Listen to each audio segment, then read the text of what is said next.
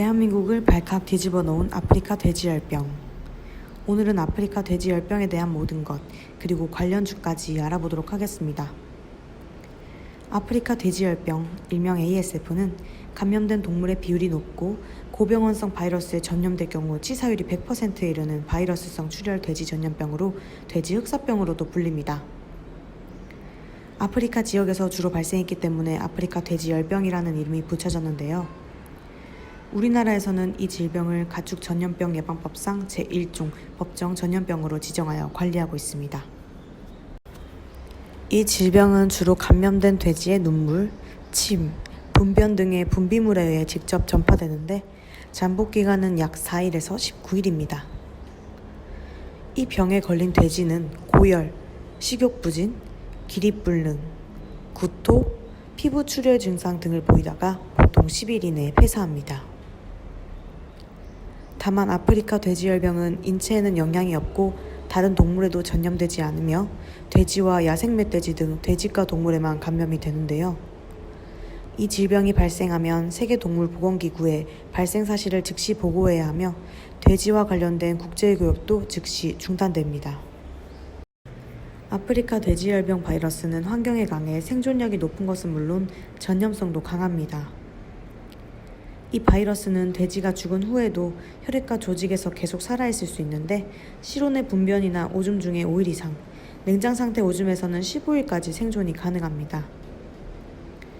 또 혈액의 경우 냉장에서는 1년 반에서 6년, 실온에서는 1개월 생존이 가능하며 냉장육에서는 15주, 냉보관된 가연 건조된 햄에서는 140일까지 생존이 가능하며 냉동된 사체에서는 수년 동안 생존할 수 있습니다. 또 산과 열에도 강해 60도 이상에 30분 이상 있어야 파괴가 되기 때문에 훈제되거나 공기 건조된 식육 산물에도 바이러스가 들어있을 수 있습니다. 이 때문에 아프리카 돼지열병에 감염된 지역의 돼지 또는 감염된 돼지로 만들어진 식품을 반입하거나 가열되지 않은 음식물을 돼지에게 먹이는 것은 이 질병을 확산시키는 원인이 됩니다. 아프리카 돼지열병은 이름이 비슷한 돼지열병과 임상 증상은 비슷하지만 전혀 다른 바이러스 질병으로 돼지열병과 달리 백신이 없어 그 위험이 더욱 높습니다. 백신과 치료제는 왜 없는 것일까요? 우선 바이러스 종류가 많아 백신 개발이 어렵기 때문인데요. 총 23종인 이 병의 바이러스는 유전형이 많은 만큼 바이러스가 만드는 단백질의 종류도 200종이 넘는 것으로 알려져 있습니다. 이처럼 백신 개발 자체가 어렵기도 하지만 백신 판매가 힘들 것이라는 점도 백신 개발을 막는 이유인데요. 이는 그동안 ASF가 발생한 대부분의 아프리카 국가들이 백신 구매가 어려울 정도로 경제 사정이 열악하기 때문이었죠. 한편 ASF의 주요 임상 증상으로는 돼지들이 한데 겹쳐 있거나 급사하거나 비틀거리는 증상, 비강의 출혈 및 귀의 점상 출혈, 복부와 피부 말단 부위의 충혈 소견, 혈액성, 점액성 거품이 있는 비강의 분비물 또는 호흡곤란, 침울 증상, 식욕 절폐 등이 있습니다. 이러한 의심 증상이 나타날 경우 즉각 신고가 필요하며 1588-9060이나 1588-4060으로 신고가 가능합니다. 아프리카 돼지열병은 사람이나 다른 동물은 감염되지 않고 돼지과에 속하는 동물에만 감염이 되는데요. 아프리카 지역의 야생돼지인 흑멧돼지, 숫돼지 등은 감염이 돼도 임상 증상이 없어 이 바이러스의 복균 숙주 역할을 합니다. 여기에 물렁진드기가 바이러스를 복균하고 있다가 돼지 등을 물어서 질병을 확산시키는 매개체로 작용을 합니다. 감염된 동물이 건강한 동물과 접촉할 때 발생하는데 이는 감염성이 있는 침, 호흡기 분비물, 오줌과 분변에 바이러스가 대량 존재하기 때문이며 돼지가 죽은 후에도 혈액과 조직에 바이러스가 존속할 수 있기 때문에 감염 동물의 조직을 포함하고 있는 열 처리하지 않은 잔반을 돼지에 먹일 경우 신속히 전파됩니다. 간접 전파는 오염된 차량, 사료 및 도구 등 미생체 접촉 매개물에 의해 바이러스가 전파되는 것입니다. 또 아프리카 돼지열병에 감염된 물렁진드기나 연진드기가 돼지를 흡혈하는 경우 등 매개체의 전파로도 감염됩니다. 아프리카 돼지열병은 1920년대부터 아프리카에서 발생해 왔으며 대부분 사하라 남부 아프리카 지역의 풍토병으로 존재하고 있습니다. 유럽의 경우 1960년대에 처음 발생했다가 포르투갈은 1993년, 스페인은 1995년에 박멸되는 등 이 질병을 근절하는 데 30년 이상 소요되는데요. 그 이후 유럽에는 없어졌다가 2007년에 조지아에서 다시 발병하면서 동유럽으로 확산됐으며 현재 동유럽과 러시아 등지에 풍토병으로 남아있습니다.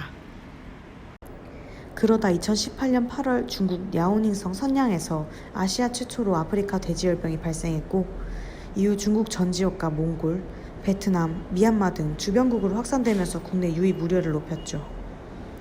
그리고 2019년 5월 30일 북한에서 아프리카 돼지열병이 발생하면서 비무장지대를 넘어오는 멧돼지 등을 통한 유입 가능성 우려가 높아져 방역당국은 철저한 방역을 가했으나 2019년 9월 17일 경기도 파주시의 한 돼지 농장에서 아프리카 돼지열병이 처음으로 발생하면서 우리나라도 발생국이 됐습니다.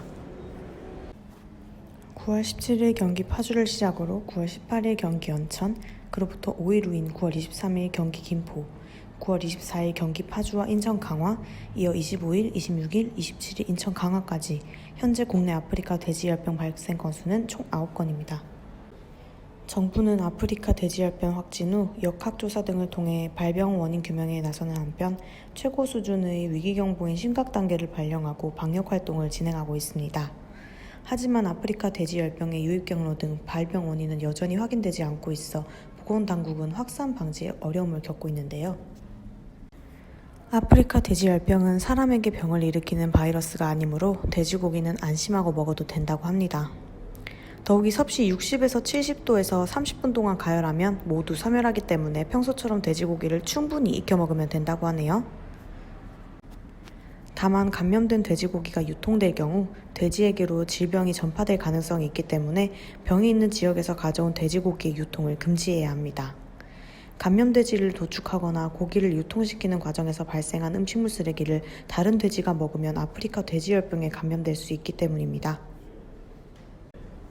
아프리카 돼지열병으로 인해 급등세를 기록 중인 관련주들에는 어떤 것들이 있는지 알아보겠습니다. 윙이푸드는 해외 상장을 목적으로 홍콩에 설립된 지주회사로서 실제 중국 내 영업 자회사는 광동 영업식품과 호얼거스 영업이며 주력 제품은 전통 소세지 및 남육 등이 있습니다. 우리손 FNG는 이지바이오 계열의 축산업 및 육류가공 유통업체입니다. 다음은 팜스토리입니다. 팜스토리는 이지바이오 계열사로 사료사업, 육가공사업, 가금사업을 영위하고 있으며 닭고기 업체 마니커 FNG 등의 지분을 보유하고 있습니다. 이글벳은 동물약품 전문 제조 및 수입업체로 첨가제, 수용산제, 주사제, 액제 등 동물약품을 생산, 판매하고 있습니다. 우진 BNG는 동물용 의약품 및 사료 첨가제 사업, 인체용 원료 의약품 사업, 미생물 농약 및 미생물 비료 사업 업체입니다. 대성미생물은 동물용 의약품 전문 제조업체로 백신을 비롯한 항생제, 항균제, 구충제, 영양제, 해열 진통 소염제, 생균 효소제, 면역 증강제, 소독제 등 각종 동물용 의약품을 생산하고 판매하고 있습니다. 제일바이오는 동물의약품 전문 생산업체로 닭, 돼지, 소의 기능성 사료 첨가제와 치료용 주사제, 진단키트, 백신 등을 생산하는 업체입니다. 진바이오텍은 동물약품 사업 및 유익 미생물을 이용한 기능성 사료 첨가제 제조 및 판매 업체이고요. 마니커와 체리브로, 그리고 하림은 닭고기 전문 업체로 특히 하림은 브랜드를 가진 국내 닭고기 시장 선도 업체입니다. 마지막으로 체시스는 자동차 부품 전문 제조업체인데요. 체시스의 계열회사 넬바이오텍이 동물용 의약품, 친환경 비료 등을 생산 중이기 때문에 역시 주목받고 있는 종목 중 하나입니다. 우리손 FNG, 하림, 체리브로 이 세 종목에 대한 자세한 분석은 9월 26일자 종목 분석 영상에 업로드해 두었으니 참고해 주시면 되겠습니다.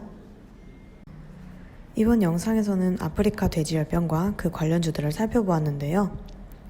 아프리카 돼지열병 자체가 백신 개발이 어려운 바이러스이기 때문에 관련 이슈가 잠시 쉬어갈 수는 있으나 쉽게 죽어버릴 섹터는 아닐 것으로 예상하고 있습니다.